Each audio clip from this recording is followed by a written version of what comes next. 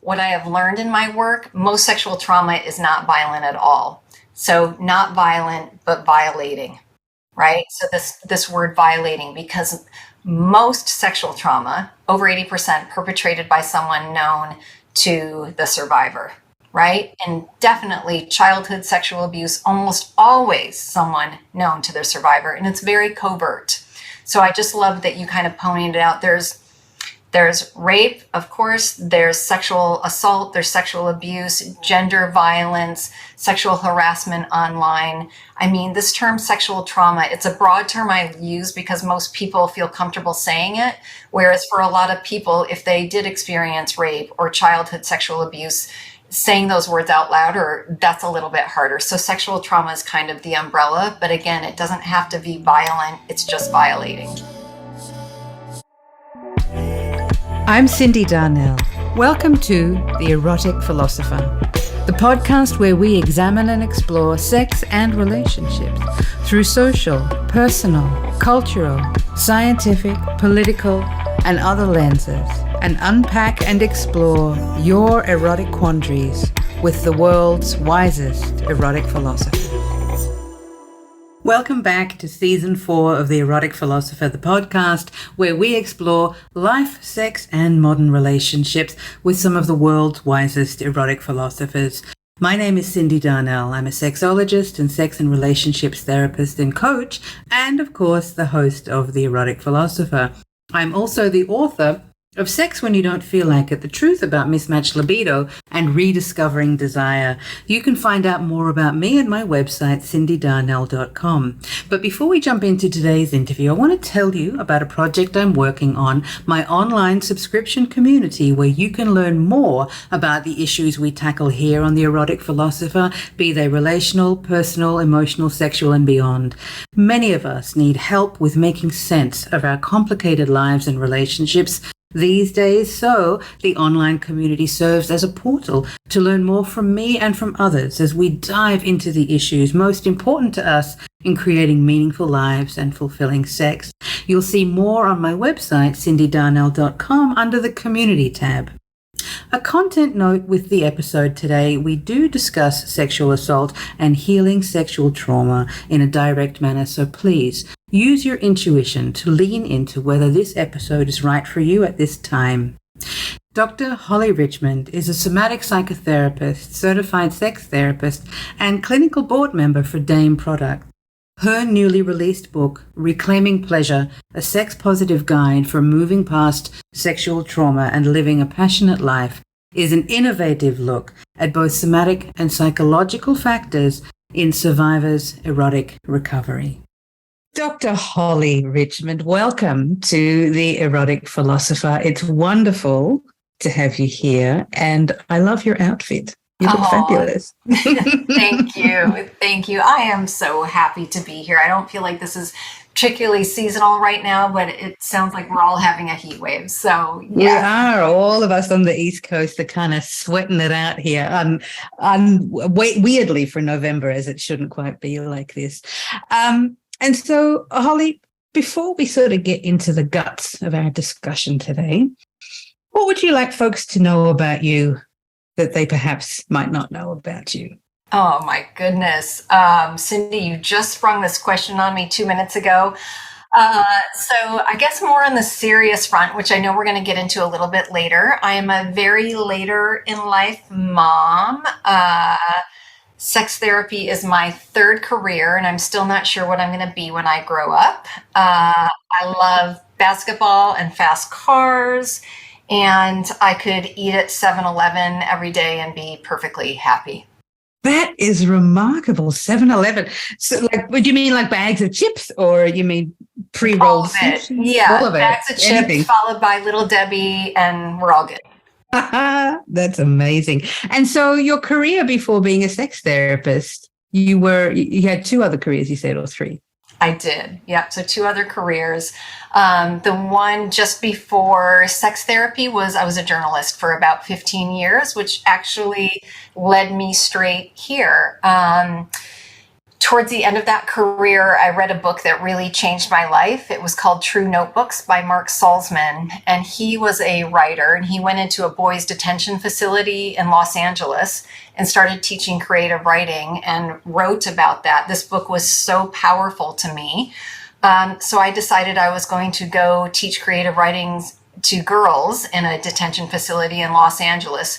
Literally had never done anything like this in my life. So it was just, back in before everything was totally online, just calling detention facilities like, hey, I want to come in and teach creative writing a couple hours a week. And they were like, for free? Why? And I was like, yes, I want to do this. So jumped through all the hoops and did that for about 3 years. And in that process, the stories that the girls would share with me, as you can imagine, sexual abuse, gang rape, incest, story after story. And they wrote it like they were just writing about, I went to school and was walking home and my brother's gang raped me. And it was just, I could tell there was something there and they needed to process it. And clearly at that time I had no skills whatsoever. So that led me to get my master's in clinical psychology and my doctorate in somatic psychology. So that was a nice progression for me, just a problem that needed to be solved and I didn't know how to solve it. Yeah. And I think, when we kind of get that calling to enter into these sorts of healing professions, it is often not necessarily because we have this sort of pleasant awakening. It's often because of some complicated aspect of our own lives, or where we're confronted by the lived experiences of others that make us think, I want to change this. I want to participate in creating a society that's better than the one, that I inherited. So I think let's start there. Then, Holly, looking at your work. So you've written a book called Reclaiming Pleasure, a sex-positive guide for moving past sexual trauma and living a passionate life. And so this topic of reclaiming pleasure is so incredibly profound, because one of the things that is so hard to access when we have experienced sexual trauma. And I guess I want to preface this by saying that sexual trauma exists in a multitude of ways. There are the extreme violations that these girls, students, clients of yours were describing in the detention center. But then there's also the cultural aspect of sexual violence around being told that we're not deserving in some way because we're not pretty enough, we're not this enough, we're not that enough, we're too something or we're not something enough. And then, the other part of it too, the purity culture that tells us sex is, it's not good, it's dangerous, it's bad, you shouldn't do it. Or for those of us who are sort of told it's okay, but you can only do it under certain circumstances or only in certain contexts. Still, there is this sense, I think, as we're growing up, people speaking of sex in hushed tones or not speaking about it at all. It's the deafening silence of it. So when we're talking about reclaiming pleasure and we're talking about sexual trauma, in your book, who is the audience that you're talking to, and how do you open the book? How do you not open it physically, but how do you open it as in terms of how does the book start? Where do we begin even discussing reclaiming pleasure?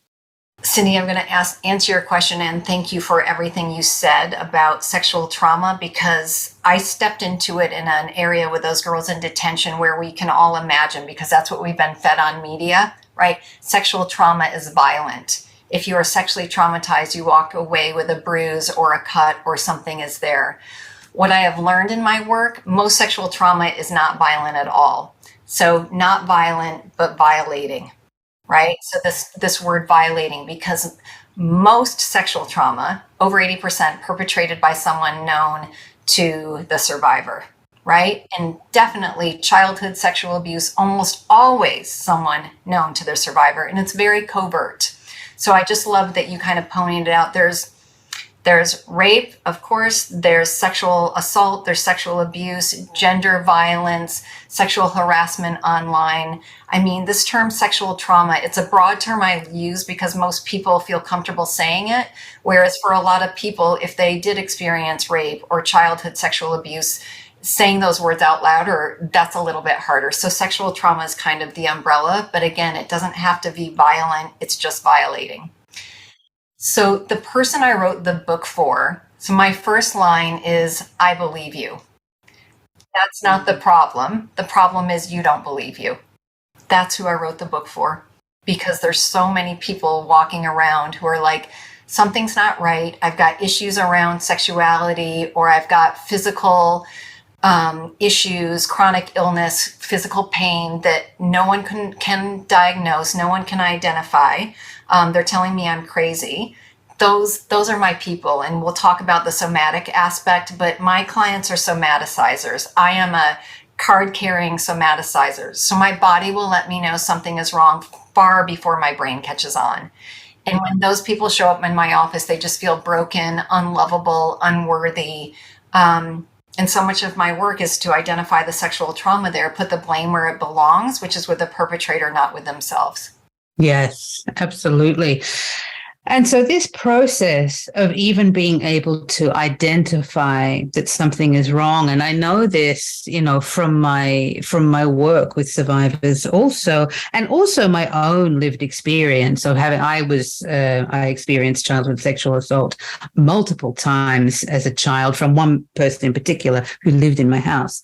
But it took me years. No, it wasn't until I was I think close to 18 or possibly even 18. And I had left my family of origin to even register that that's what had happened. I think I had sort of tried to speak about it with my mother when I was sort of in my teens. She dismissed it, didn't believe me. And so I just sort of pushed it aside. And I knew that I wasn't imagining it. I knew that it had happened because it happened multiple times.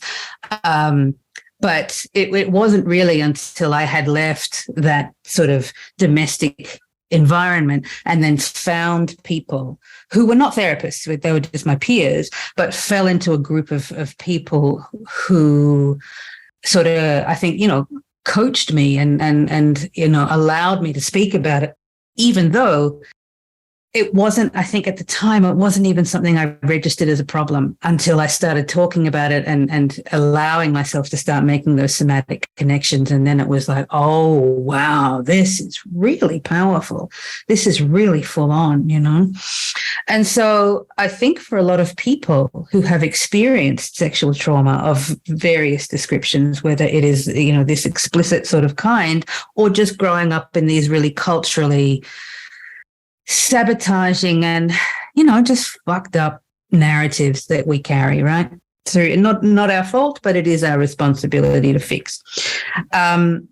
It's not until we start noticing, I guess, in our adult lives, or when we start having intimate relationships with other people, other adults, that we start noticing something perhaps either isn't quite right or our lived experience doesn't match the stories that we're told about sex.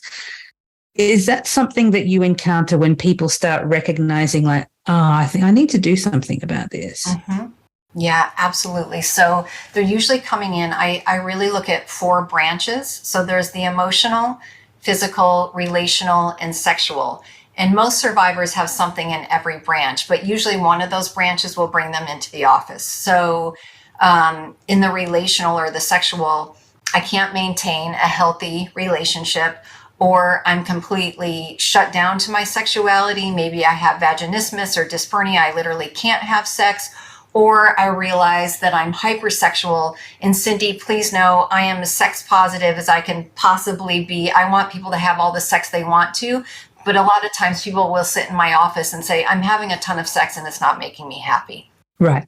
And that's the distinction. I think we can say this to say it's not about the frequency of the sex or even, the caliber of the sex. It's how the sex makes you feel when you're in the middle of it and afterwards. that is the distinguishing line between, is this good for me or is it not good for me? I don't even want to use the words healthy and unhealthy. It's like, is this meaningful? Is it giving me some sort of something here, or do I just feel like shit afterwards? And if I do feel like shit afterwards, there's probably something to unpack there. Right. Shame, right? We just laid out shame. If I'm not feeling good about it. And again, what survivors learn, especially children that have experienced sexual trauma, it's me, right? I'm the broken piece. I'm the thing that's wrong here. So the shame gets displaced from the perpetrator, and then the shame just gets carried through into adulthood, and we just feel so unlovable. So again, for me, I was just having a hard time being present in relationships. I was having a hard time really around pleasure in general. Anything with food, anything with fun, anything that needed me to expand instead of contract. And I finally, luckily I found a good therapist, and then I did my work. So, yes, I was teaching to the girls, but during that time I was also having my personal kind of resurrection of being able to take in pleasure too, because there's either a hyper, usually there's a hyper or there's a hypo, right? There's not many survivors that are just, yes, I can be flexible how we all want to be. Like, I can regulate myself. I can regulate my nervous system. We're either very anxious or very depressed. Yeah, absolutely. And I think, and these are really learned skills. So when we start looking at the practice of reclaiming pleasure, which, it's something that we think about, of course, but it's really something that we do, and we have to do it on a daily basis. So talk about, the doing aspect, the somatic aspect of reclaiming pleasure, and I guess, what it is, and maybe even what it isn't. Yeah. So I told you, so I left the detention center, went and did my master's. And in California, you have to do 3,000 hours of internship. And I did mine at a rape crisis center. And I was taught so well how to treat sexual trauma. Like, I love my mentors. I had some really great supervisors. And in my heart of hearts, I'm a trauma therapist. But in that process, I realized, like, there was such a moment of like, what next? So we had worked through the trauma, we had processed it. And then I felt like I would sit there, my eyes like a deer in headlights going, oh shit, now what? Which led me to my dissertation. I was like, okay, what does it really mean to recover from sexual trauma? Because working through the trauma is not it. So the 3 parameters that I discovered were control. Survivors need control, maintaining control, but then being able to relinquish control, a big one. The second step is pleasure. We have to be able to take in pleasure. And the third piece is connection. Okay. So control, pleasure, and connection. So what are some examples of each of those? Because I think, as much as they sort of like seem like simple words and perhaps even simple concepts, they evade a lot of people. They even evade people who haven't necessarily experienced chronic trauma, because our cultural narrative, the story that the soup we all grow up in, is so anti-embodiment. There is something very dangerous about feeling ourselves. So control, pleasure, connection. Talk us through examples of that. Yeah. So control is, there's so much around control. So that's usually going to look like anxiety. One of the examples that I use most often, if I have a survivor of sexual trauma, there's usually something going on with food or exercise. Food and exercise, sexual trauma, they get along, unfortunately. So control, I'll have a survivor sitting in front of me and she'll say, these are the food I eat. And if I don't exercise 5 times a week, I really spiral out. So that's control, rigidity, constriction. So my work with her would be, and again, I'm not an eating disorder specialist, but we can do this in fairly subtle ways. Let's expand what's on your menu and how can you still feel safe. Let's back down the exercise just one day and you can still feel safe. The control can also be around masturbation, right? So for my male survivors, if they're not using food, my female-bodied survivors are more apt to use food. Male-bodied survivors more apt to use masturbation. If they feel like they're masturbating too much, I don't practice under the sex addiction model, but if they feel like their, masturbation is getting in the way, we'll dial that back down and see where they can expand in other directions. What could be a healthy way to cope? The pleasure, for a lot of survivors, diving straight into sexual pleasure, tell me about your fantasies, tell me about what you like in bed, that is going to scare them. That's going to scare the shit out of them. They've never even thought about it, never considered what being sexually healthy or sexually empowered in their body, haven't considered it, don't know what that looks like. So I'll send them out to the street, I'll send them to their house. Tell me, so we'll look at desire, the psychological process of wanting. What do I find sexy? What attracts me? Is it a leather jacket? Is it the smell of vanilla? Is it a donut? Is it a glass of wine? And then arousal, the physiological process of wanting. What turns me on? So that's going to be a more body-based, like what really gets me exciting. It's usually something tactile or looking at images, listening to music. So before we go right to the sex, we'll just kind of play out in the world. And then connection, that third piece, man, that's a bear. That's a bear for people who have, imagine if you experienced, as you have, sexual trauma at a young age. It's really hard to trust people and trust that I can be in a relationship that's going to hold me in a safe way. Yeah. Yeah.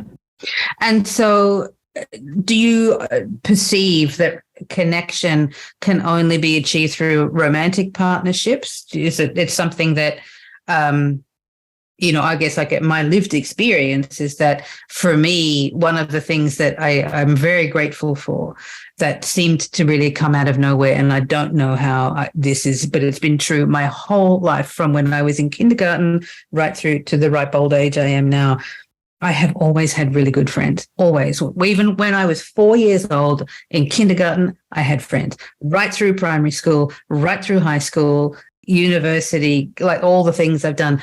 I've always had a handful, like not masses of good friends. I've always had, acquaintances and things, but like a core people, my real people, always, since I was a little kid, I've always had that. And so for me, that connection really comes from community. It comes from having chosen, I call them these days, I call them chosen family. And in so much of my work, I really often do try and downplay the importance of romantic partnerships, because I think for a lot of people, they are either inaccessible or they're unreliable, whereas community is something that we can foster in lots and lots of ways through things that are not necessarily always about sex, but needing that connection is so crucial. Yeah, I'm sorry I didn't preface it that way, but I completely agree with you. When I say connection, it is not romantic. It doesn't have to be sexual. A lot of clients that sit down, honestly, they tell me, like, I want to be able to be in a long-term relationship. And if that's what they want, we'll go that way. A lot of times they don't. So it is friends, it is chosen family. For some people, it's spiritual or religious. For some people, it's volunteering at the local animal shelter. For some people, it's speaking at their local high school. I don't care what the connection is. I have no attachment to what the connection is, as long as they're feeling some connection, because survivors, in my experience, tend to be pretty isolated people.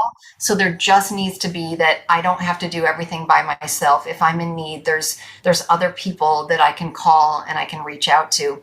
And on the sexual front, if they don't want to have sex with other people, that's fine, but I want to foster a sexual connection to themselves. So we'll start on a self-pleasure protocol, and they get to design that. We co-create it in a way that feels best for them. Yeah, and that's the thing that, because that pleasure can be so many things. It's not, of course it's sex, and that's fine too. But for people for whom sex becomes less of an incentive, and maybe because of assault, but often not. It might not be because of that. And I think that's perhaps one of the myths that used to fly around in the old days about sexual assault, is that it would always put you off. So what you were saying about the hypo sort of thing. And while that can happen, absolutely it can happen. And it's not always going to be the gauge. There are lots and lots of different ways, I guess, for folks who are listening, who might be thinking, I know that I'm living with unresolved sexual trauma. And I don't know perhaps how it shows up for me, but I know that it's there. I can just sort of feel it, like this, thing sitting on my shoulder, or something that you feel in your belly. To be able to understand that there are so many steps toward healing, that it's not about, making you the most orgasmic creature that's ever walked the planet. If that's not going to be meaningful to you, that's okay. And there are so many ways to do this. Absolutely. And I think that's one of the fallacies with people that come to sex therapists. I'm sure you get this too, is like, oh my gosh, you want me to be multi-orgasmic and have multiple partners and have sex all the time. I have no agenda, no attachment to how much sex you have. I just want you to have good sex. If you don't ever want penetration, great, then that's what it is. If you do, great, then that's what it is. It's really co-created with my clients, and there's different iterations. So if I see them in their 30s, that's where they are now. And then if they reach out to me in 10 years and they need something different, of course, because we all change and our sexuality changes with us. Right. And I think that's one of the really big things too, for me, when I started working on it as a late teen, sort of 18, 19, where I was at sexually, my sexual evolution, I was just beginning, like I was just a little baby then. In contrast with where I am now, which is just a light years away from that. I could never have imagined, even at that time, being a sex therapist seemed, it didn't really even occur to me, but the evolution of all of I think what sort of struck me though was how so many people were reluctant to talk about sex. That was actually part of what interested me to start doing this work, was not because I had any agenda around healing myself, although that was a side effect. I have always been, and I think I still continue to be, fascinated by the things we don't say rather than the things that we do say. It's what's not said that is always something I'm listening for. And that's often the space that sexual trauma lives in, is the places where there's silence. Mm-hmm.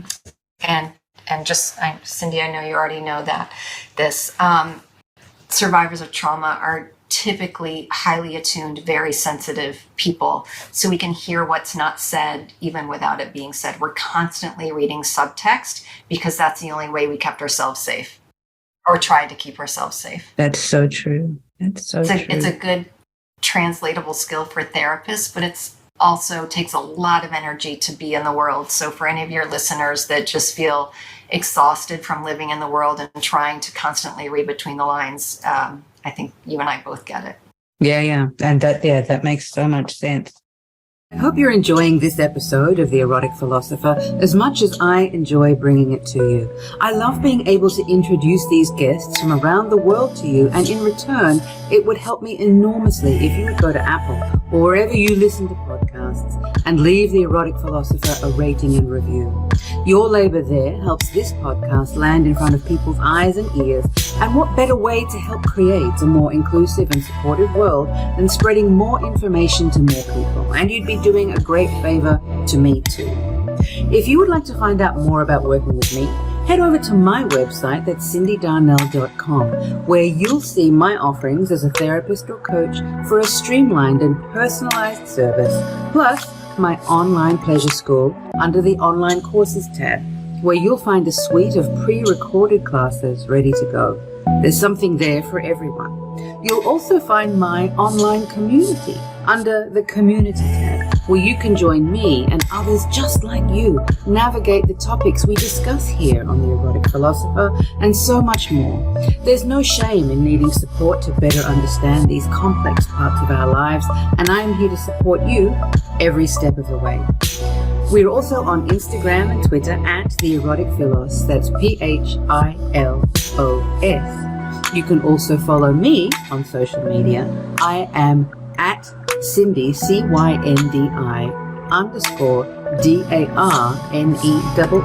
on Instagram, TikTok, and on Twitter. Thanks for joining us here today, and now let's get back to the episode. Let's park the book temporarily for a minute and move on to another topic.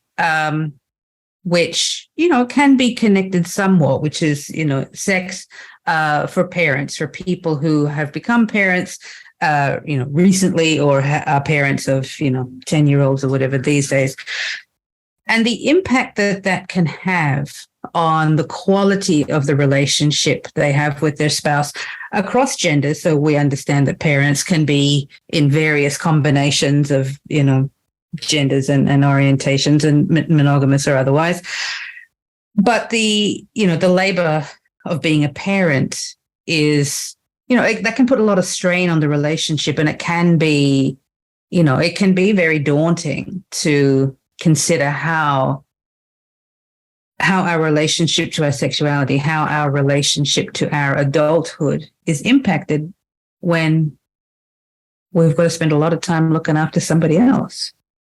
So talk about, what you're noticing and what you're seeing about the sex lives of parents who are maybe at the end of their ropes, or maybe not quite there, but getting there, heading in that direction.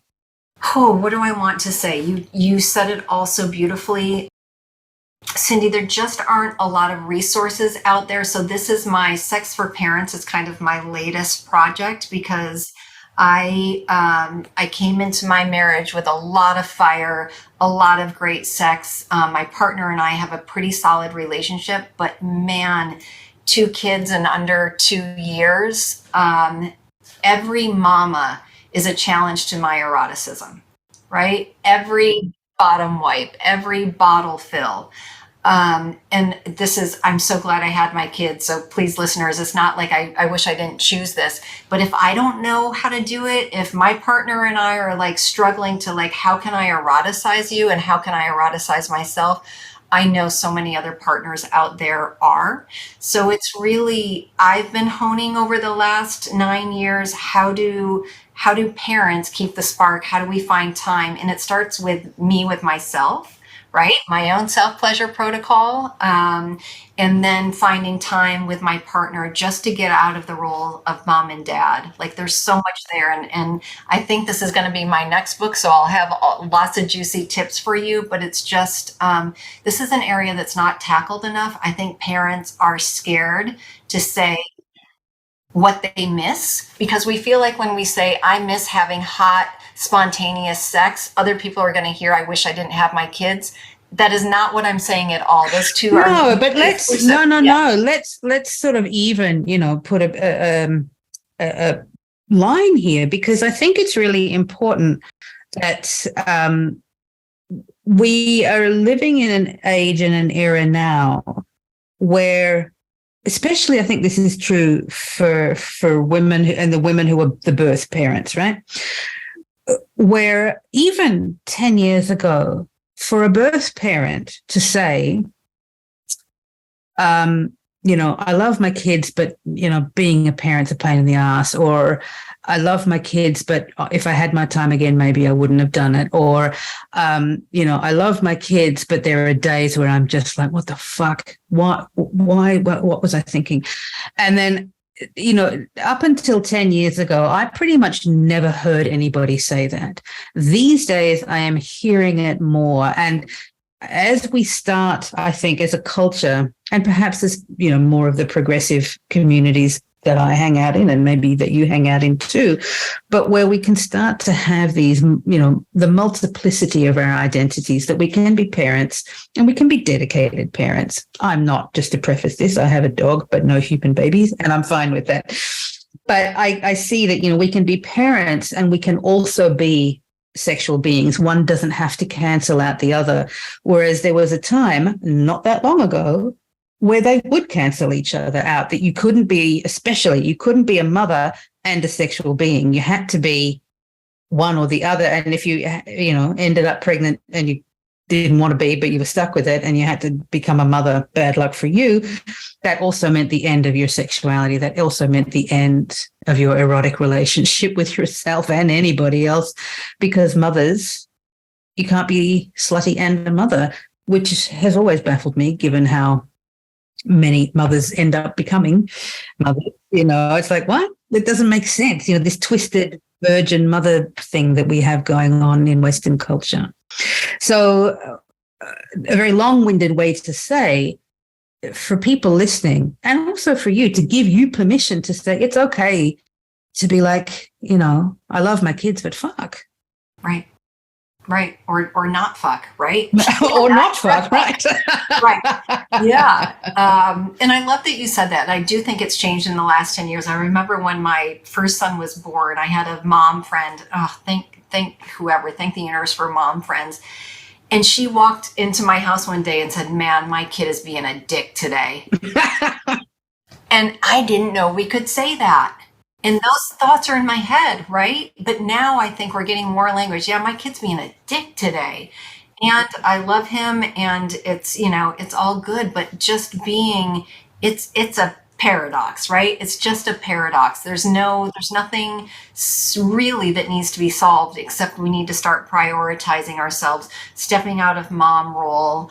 And I think it's just, I've really been putting my head to how can we do this? How can we find time for ourselves? And again, it has to start here first. And then I know from years of doing this work, it'll translate to the relationship. But I can't ask a mother, a father, any parent that's bone dry, just sucked dry from parenting, caretaking. Oh, go in bed, put the lingerie on, put the cock ring on and have at it. Like it doesn't work that way. It doesn't work that way. Right. And so that starts to make me think about how this is much a social problem, or perhaps it is even more of a social problem than it is a personal problem, because when we look at the history of families and we look at the history of couples, we have only been living in these very sort of restricted nuclear family units for a very short amount of time. When you look at the history of human evolution, historically, humans have always lived, if not in extended families, where we had lots of aunts and uncles and grandparents and stuff at our disposal for, all kinds of activities, babysitting and farming and, dog walking and whatever. That over the last sort of 150, 200 years, that unit has gotten so small that for a lot of people with children, it is only them, their spouse and the kids, or it's just them and the kids, like one parent and the kids. This is, and then to sort of say, well, you have to be sexy as well. It's like, whoa, this is too much. Never before have we lived under this much social pressure, especially for women, to be everything, to be super mom, career woman, sexy vixen. I mean, some days I feel tired just saying it. Yeah. It's like I can barely put on a clean t-shirt today. Asking me to go find the long buried lingerie that I got for Christmas, 8 years ago. Yeah, it's a huge social problem, and even it's a huge social construct, financial problem. Childcare is exorbitant. So that's why, my thoughts have really been, what are ways that parents can reclaim this space for themselves? Not all about going out, go on a vacation. That's easy to say, but all of these things cost money. So yeah. And it's amazing. Yeah. When you talk to people about, if the baby's in the bassinet in the room, then they think they can't have sex. I want everybody to do what they're comfortable with, but I can promise generations ago, people were having sex when their kids were in the room because everybody lived in one room. Right. And that's how it's always been. And that there is, again, this purity around, protecting the children from, not protecting them from harm. Of course, we're going to protect them from harm. But this sense that for adults to behave like humans in front of their children is in some way sullying them is just ridiculous. It doesn't make any sense. And it has caused such a rift and so much distress, I think, in families around this maintenance of purity culture, to the point that the children that live in the house with the parents who had to fuck each other in order to create the child, if that's how the child was made. But even still, even if that's not how the child was made, that still, if there are two parents in the house who are in a sexual relationship with each other, that it's okay for the kids to know that conceptually at a minimum. And perhaps for them to even hear their parents having sex, and for that to be just a part of normal life. Absolutely. Yeah. So I'm just, I'm excited to have more of these conversations, not the sex ed piece for kids. There's so many great sex educators out there who can tell you how to talk to your kids about sex. This is really creating an erotic and healthy sexual environment, how you and your partner decide, or you with yourself, whatever that looks like, and just normalizing sex for kids. Because when you were saying we have to protect them, I almost felt like you were going to say we have to protect them from sex. We don't need to protect kids from sex unless it's abusive sexuality. Sexuality is just as important as our mental health, our physical health, our relational health. They don't need to be protected from sex. They need to know about it. Right. And that's the thing. And I think that that's where the moral panic comes from around, if sex is happening in the same house that children live in, the hysteria is it's abuse. And it's like, from people who have experienced childhood sexual abuse, we can say, no, that's not what childhood sexual abuse is. That is not what it is. If you don't know the difference between those two things, then we have a bigger social problem here. And we do have a bigger social problem because of the hysteria around I saw a video on TikTok this morning, this woman protesting out the front of a church because of the drag queen story hour. And her whole thing was, the drag, what was it? No, she said adults parading around in lingerie trying to seduce the children. And I was like, have you even been to a drag show? Like, what the fuck? You've never even seen what a drag queen does. I can tell you, drag queens are not parading around in lingerie trying to seduce children. That is the last thing they're trying to do. So, yeah, but that's an easy way to sell it, right? That's an easy way to keep purity culture right in its place. Any kind of sexuality is trying to hurt our kids. No one wants kids to be hurt. No one. But yeah, drag queens. And that's where we can all agree that we don't want children to get hurt. And then recognizing that how harm happens is so vastly different from the fantasies that a hysterical minority target against people just because they're not like them is bonkers. I think that's the official clinical term, is bonkers. So, Holly, one of your other interests and projects is around the notion of sex tech. And we were talking, just before we started recording this episode, our mutual friend, Brian Nicole, fellow Australian, I'm very proud of her. She's kicking goals in the sex tech world. So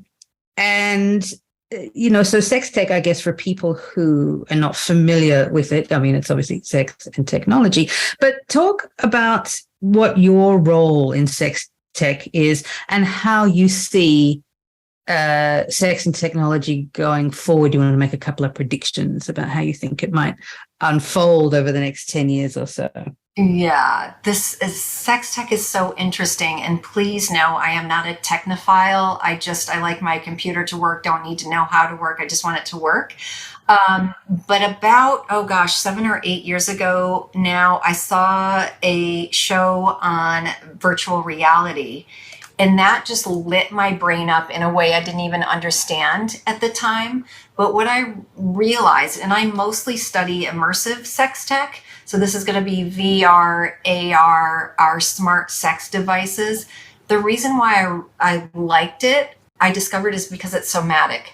I see it as somatic. I see it as embodied sexuality.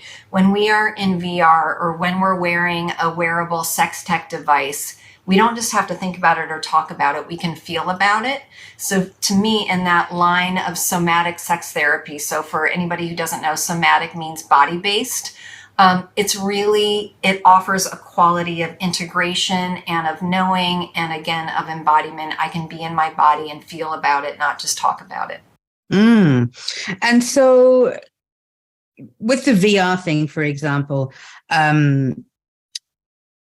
meaning sort of people wear a headset and then they can actually see a scene of some description unfolding, and then they have these visceral experiences with it.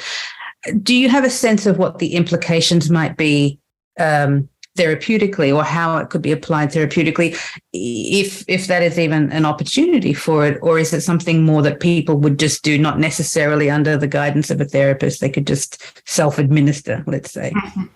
Both. So we're seeing the clinical trials that are just being done in the therapeutic space. Of course, sex is not the thing that's getting studied because I feel like we always come last. So in the therapeutic sense, treating people with phobias, anxiety, depression, they are showing so much success with virtual reality because, again, it integrates so much more quickly because we're feeling it. We're set in a scene. So if we have a fear of flying, we get on the flight, and it's exposure therapy. VR is essentially exposure therapy.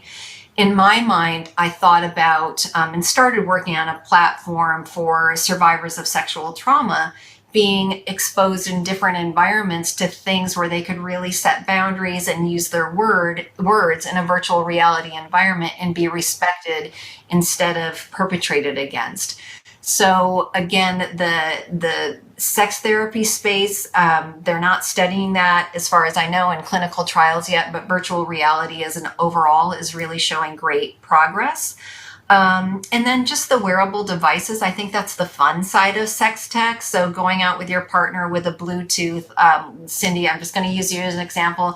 You and your partner go out for dinner and you've got a butt plug in that's connected via Bluetooth. And I mean, how much fun would that be? So he's just your partner, he or she is just controlling that from across the room, can do this in the bedroom together. It just brings a level of novelty that we haven't really seen since these Wi-Fi, Bluetooth connected devices came on the market 5 or 6 years ago. Yeah, no, I think they're fun. And I remember the first time I encountered one of those like remote controlled contraptions, which is, I think, in its very early stages of its development, maybe 8 or so years ago.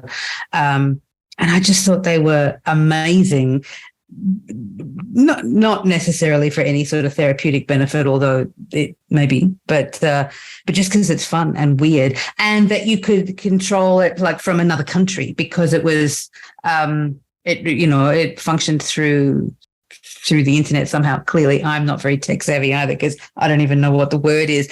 But in contrast with the ones that I remember from the early 2000s that had a wire on them. And so you could only be, however many feet away because you had to have with the wire.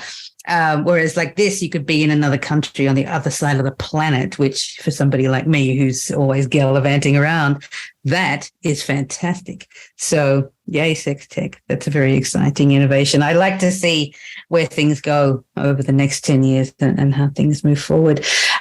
Speaking, I guess, of moving forward, we are going to have to wrap up our conversation here, Dr. Holly Richmond, but links to you and your fabulousness are going to be in the show notes for anybody who wants to reach out to you. And say the name of your book one more time for folks who need to get it. It's called Reclaiming Pleasure, a sex-positive guide for moving past sexual trauma and living a passionate life. It's such an important topic, and it's such an important thing for all of us to be able to sit with, to talk about, to be around, because even if you think it's something that doesn't affect you, it does affect you because you know someone who is living with this in some way, shape, or form. And, we heal as a community. It's not just the job of individuals to heal. It's our job collectively. And one of the ways we do that is by talking about it. So thank you for coming here today, Holly, and talking about it with me. I appreciate it. I appreciate you. And it's just lovely to spend time in your company. Oh, Cindy, this has been wonderful, and I love your work. I have been such a fan for so many years. So thank you for this podcast. You have the best and brightest, and I am so humbled to be sitting in the seat across from you. So thank you so much, and please keep doing this work. I will. It's my pleasure. Thanks, darling. All right. Take care. Bye.